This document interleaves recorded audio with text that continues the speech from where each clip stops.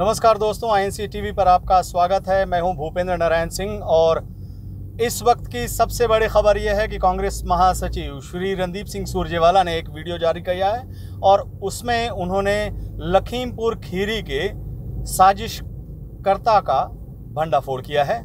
उसमें उन्होंने बताया है कि किस तरह से बीजेपी किसानों के प्रति बेरुखी और किस तरह से साजिश रच रही थी। आइए आपको दिखाते हैं श्री रणदीप सिंह सुरजेवाला का बड़ा खुलासा जो उन्होंने अपने सोशल मीडिया के सारे पेजेस पे डाले हैं। नमस्कार दोस्तों, लखीमपुर खीरी में जो नरसंहार हुआ वो आपके सामने है। जो दर्दनाक तस्वीरें आई, किसानों को गाड़ियों के नीचे भाजपाइयों द्वारा रौंदा गया, परिवारजनों ने अपने प्रियजन खो दिए, संघर्ष कर रहे किसानों के खून से लखीमपुर खीरी की धरती लाल हुई, ये सब आप जानते हैं। पर किसानों का, बीजेपी का, बाकी दलों का सारा पक्ष आपके सामने है। मैं उसके बारे में आपको नहीं बताने जा रहा। मैं आपको वो बात बताने जा रहा हूं जिस पर देश की जनता का ध्यान नहीं गया। उस चीज को देखने समझने के बाद आप खुद फैसला लें कि लखीमपुर कांड का साजिशकर्ता कौन है और क्या वहां जो कुछ हुआ उसकी साजिश काफी पहले रची जा चुकी थी। सबसे पहले आप इस एक खास तस्वीर पर गौर कीजिए। इस तस्वीर को यूपी बीजेपी ने अपने ट्विटर अकाउंट से उस वक्त शेयर किया था जब किसान नेता राकेश टिकैत ने लखनऊ में धरना प्रदर्शन की बात कही थी। ज्यादा पुरानी बात नहीं, 2-3 महीने पहले की बात है। राकेश टिकैत उस समय दिल्ली में थे। उन्होंने केवल यही कहा कि अगर काले कानून वापस नहीं होंगे तो फिर वो लखनऊ में भी प्रदर्शन करेंगे। टिकैत के इस ऐलान का जवाब यूपी बीजेपी ने अपने ट्वीट के जरिए दिया। तस्वीर के बोल पर गौर फरमाइए। सुना लखनऊ जा रहे हो तुम कि मैं पंगा ना लिए भाई, योगी बैठा है, बक्कल तार दिया करे और पोस्टर भी लगवा दिया करे। दोस्तों, क्या ये शब्द एक गुंडा मवाली टाइप के शख्स के नहीं है? और वो अपनी समझ से ये जरूरी सलाह दे रहा है कि किसानों के हक की आवाज बुलंद करने वाले राकेश टिकैत को कि अगर वो यूपी गए तो उनकी शरीर की खाल उतार ली जाएगी। धमकी को लेकर किसानों के मन में किसी तरह का भ्रम ना रहे, इसके लिए यूपी बीजेपी ने एक तस्वीर भी ट्वीट में लगा दी।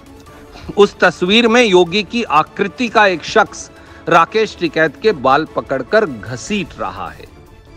यूपी बीजेपी के इस धमकी भरे ट्वीट को जहन में रखकर अब आप योगी सरकार के एक और साथी और केंद्र के गृह राज्य मंत्री और लखीमपुर कांड के सूत्रधार माने जा रहे अजय कुमार मिश्र की इस बात को भी सुन लीजिए। 10-11 महीने हो गए। मैं ऐसे लोगों को कहना चाहता हूं कि सुधर जाओ, नहीं तो सामना करो आके, हम आपको सुधार देंगे। 2 मिनट लगेगा केवल।